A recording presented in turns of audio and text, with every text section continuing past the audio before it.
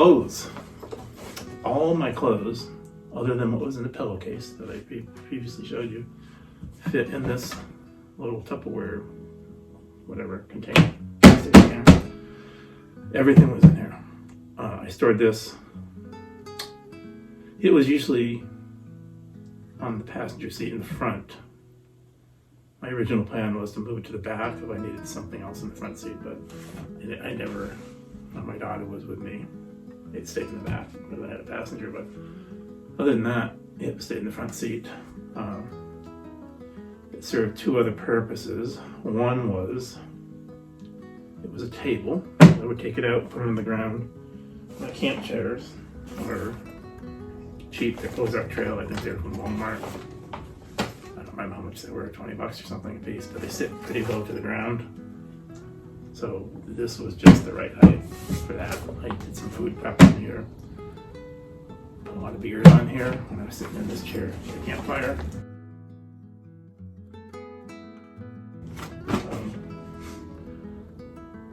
So that was, it was again a versatile piece of equipment for laundry. I'd take a plastic bag and just put it in the blank space and keep them there separate and then wash whatever.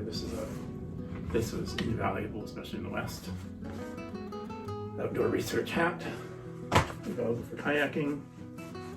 I didn't like the way I looked in it when I first got it, but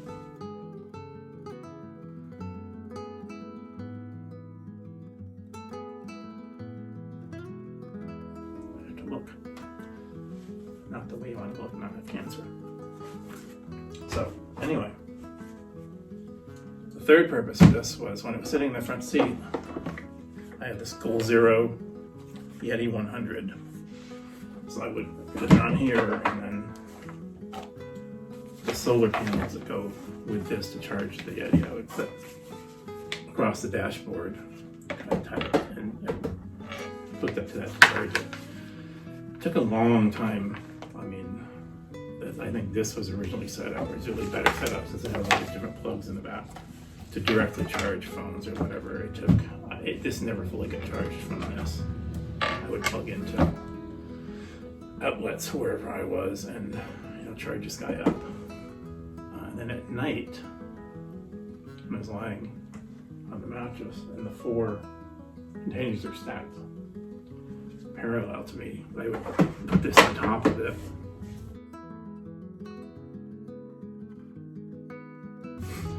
And then I could plug in for computer, charge phone, whatever, fans, which were vital in August in New Mexico.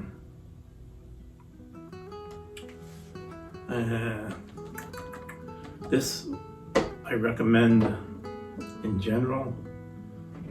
Even for me, it wasn't enough power. One of the problems with it was I tried to get an adapter for it so it could charge. In my Outback, there's a cigarette charger outlet, like whatever that is, voltage way in the back and this side in the back. And I could have had that plugged in and charged the whole time I was driving, but I could not locate that piece. I looked online and it was said it was out of stock. I went to the flagship store at REI in Denver and they didn't have it. So while I think this is a great concept, I needed a bigger one, which actually I bought a Yeti 1000. That's sitting over there, an open box model for $900, I think. But so this again, like the tent is for sale if anyone wants it. And along with this. So the new one and the new Yeti 1000 I do, it came with an adapter to plug it into the back, so I leave it in the back, and it can power a lot of stuff. I mean, they recommend it even for a home, for a backup, for a power outage, to power refrigerators and stuff like that for like a whole house. That should be plenty of power for me. So that's that. Now I got a bunch of odds and ends here. Food, coolers. These are the three coolers I had. This one was primarily, exclusively, for use on the kayak. Because it straps easily onto the front, so it holds whatever.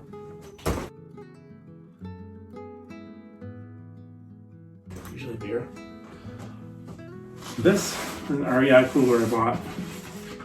I was thinking, I think originally that I was going to keep like just liquids in here and just food in this bigger cooler, which is a Lifetime cooler from, I believe, Walmart. I'm sorry to say.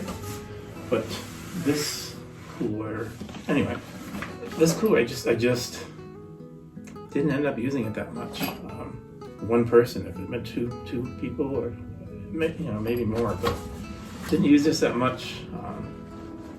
It got a really bad stench in it, shall we say. My daughter and I were in Page, Arizona, and my Denver friends had given me some leftover steak, and it was so hot we decided to stay in a motel instead of camp, and so the meat sat in here for 2 days while we kayaked and hiked. We went to leave, and I'm like, whoa, something smells in my car like it's dead, and so it took a while to get the smell out of here, but I think that kind of gave it a stigma for a while. Maybe that's why I didn't use it, but I really didn't need it overall. It's good to have. I use it now here for day trips and stuff, but this Lifetime cooler performed very well. Ice would last easily 3 days in it, and it was not bad. Plenty of room for what I use. I drank a lot of water, obviously. I would have a gallon or 2 gallon things behind my seat. I would leave them on top of the car at night, and even in New Mexico in the summer, it was cool in the morning, and then I would fill this and keep this between the seats and drink from this. I had a second smaller one of these that I would keep in here if I was going to be driving and not staying in one place where I could refill this, but generally that's how the water worked. This ice lasted for 3 days easily in the summer when I had it, so it was accessible behind. I had it behind passenger seat, so the head of the mattress came on top of this, so I would put the pillow on top of this, or something. So there was something else.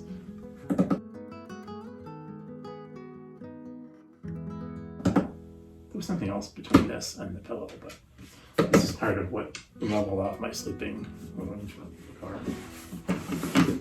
car. Odds and ends here.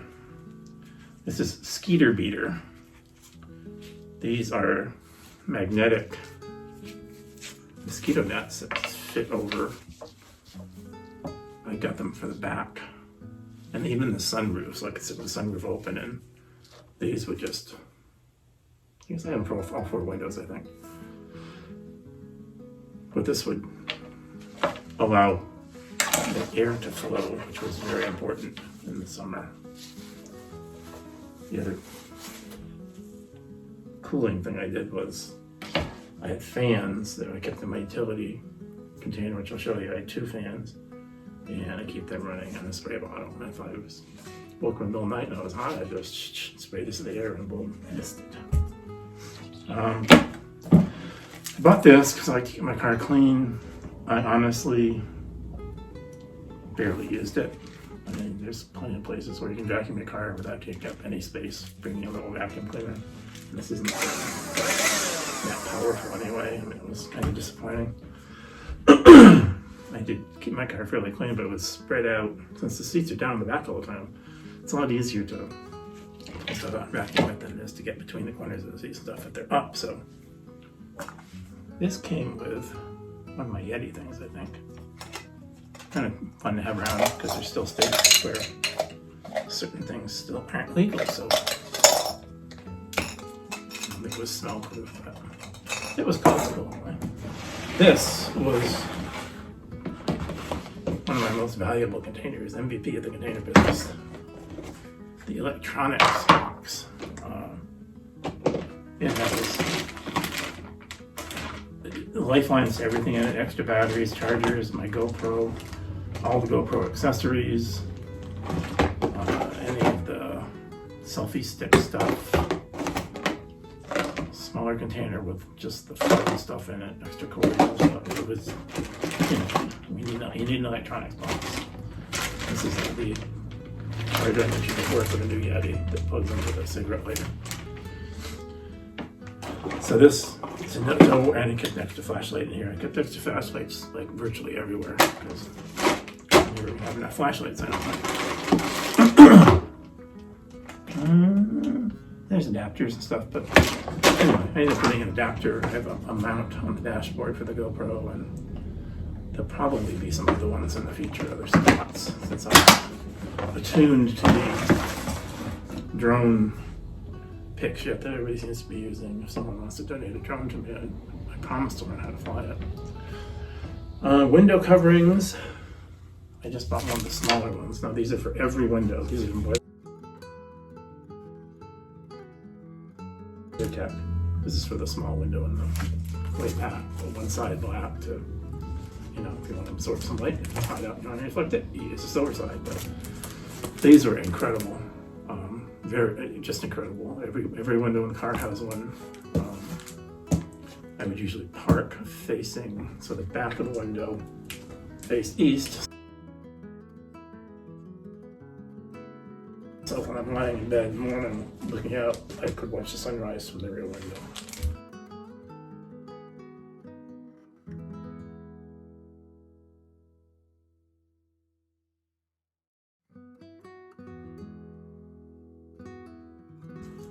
But these were, you know, they take literally 2 minutes to stick in the windows. And I stored them underneath the mattress in the back when I was driving, so no space and invaluable service. All right, I think it lines up now. All right, here's my stove. It's a Primus that I got off REI. A closeout. I remember how much it was, $100 perhaps. Overall, it worked great. Take this off, little cutting board.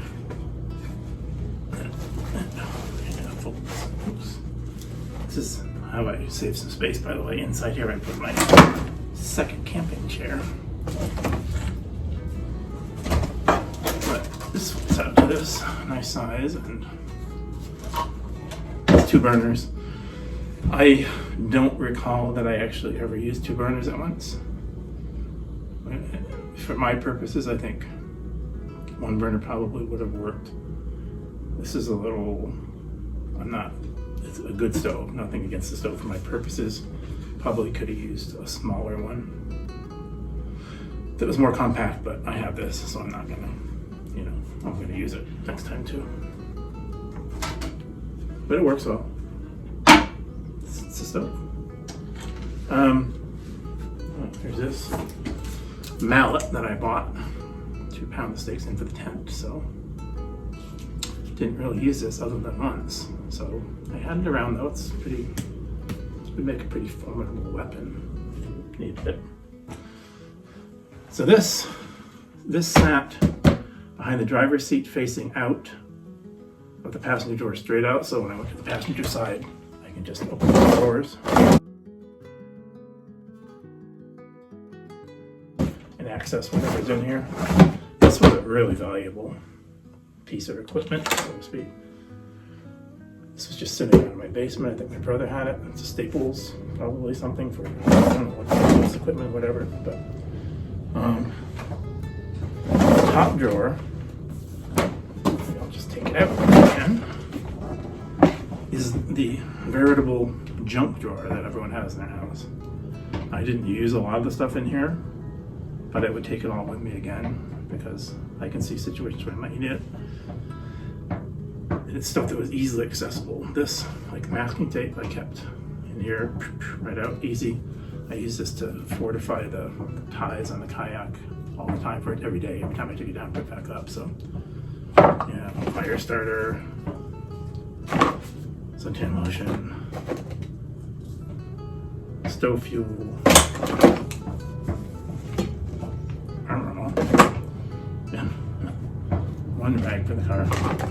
And camp suds with citronella for bugs. I think I kept the light for the kayak. And the clips. You never know what you might need those for. Extra silverware, wrenches, wine opener. I bought a thermocell insect repellent contraption, which is this bottom thing, and these refills are right here. So you get the idea. Gorilla glue.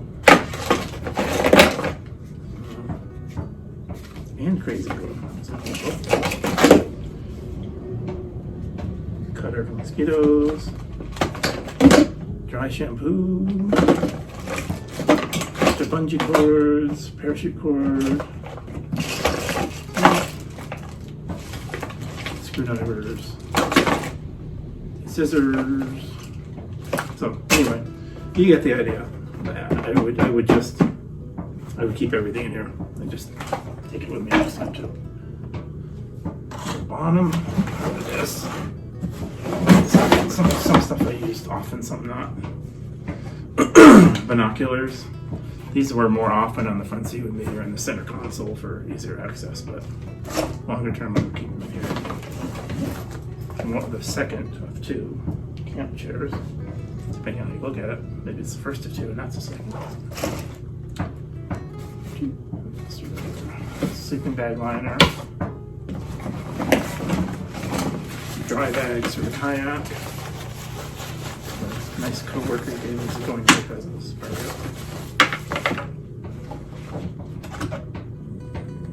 Whatever that is. Oh, another dry bag that I never used. Kayak gloves, rubber gloves, cold water. These subway lanterns were amazing. You blow them up. They won't do it. About this big. I used to leave these on the dashboard also to charge during the day. I don't think that they ever ran out while time was there. And it's not expanded obviously, but different levels. I think there's even a flash. These were, I want to say they were 2 for $10 or something. They were very cheap, but these are incredible. They're just hanging one up, 2 of these up around the camp, and plenty of light. Got a clip fan, so I clipped 2 of these containers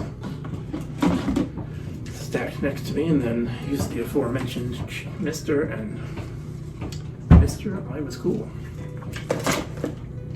There's the thermocell mosquito guy, which I used this 3 nights, one stop when I was in Illinois. It's the only place that I really had any kind of an issue, and it really wasn't.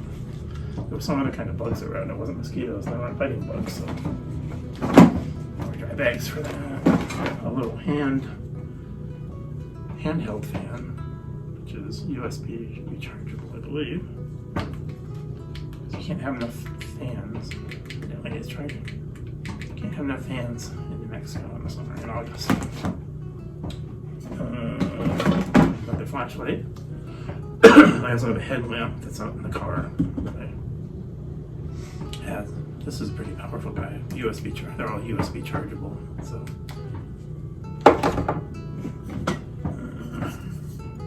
this is a Yeti can holder for beer, I guess.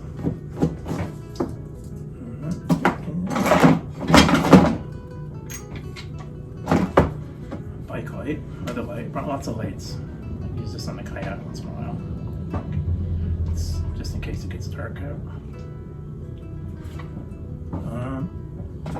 Yet another smaller fan. I think this is made for computers. So you can clip it on. I clip it to the window or something that was blowing on me. So I basically had 3 fans on me. That's probably why the power didn't last long. And another example of me preparing to be out in the desert was handy dandy shovel to bury my poop, which I never used. I did poop, but I never used the shovel. And I think that about covers it. I can find the control to turn the camera off. Buried in all this crap. The ARB awning, as I said, you can see on the pictures of my car in the video. I only used that a couple of times too, but I think it was invaluable to have, and I left it on all winter because I'm going to get a room to add on to it, and that will be my primary space outside the car probably if I need any kind of a shelter.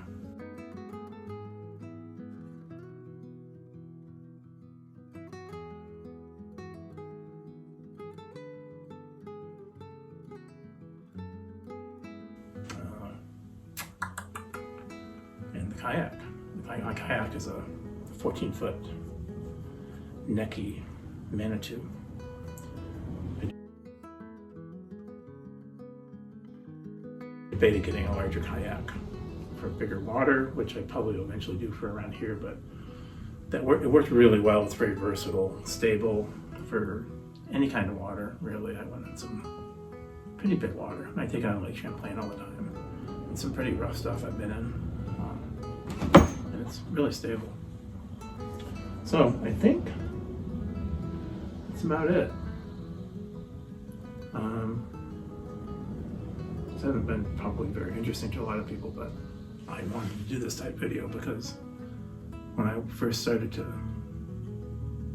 think about doing this trip, I watched easily 100 videos, probably, I want to say hundreds of videos on YouTube. And it's just fascinating to me how people handle living in cars or camping or living, you know, the nomad lifestyle they call it, whatever. But and I never was totally that, but I think it's just fascinating. It's like looking into people's houses, and met a lot of people when I was camping. If you get just one good idea out of it, it's worth it. And if I can help inspire one person to do this, it was more fun than I expected. Because it's one of those things. It sounds romantic. Oh, I'm gonna go camping in my car and do all this stuff in the desert, and it looked great on YouTube, but I had to do it to see if I really liked it, and I liked it more. And when all this virus stuff is over, hopefully I will be dead, and hopefully I'll be able to do it for an extended period of time and explore some of the places I didn't get to.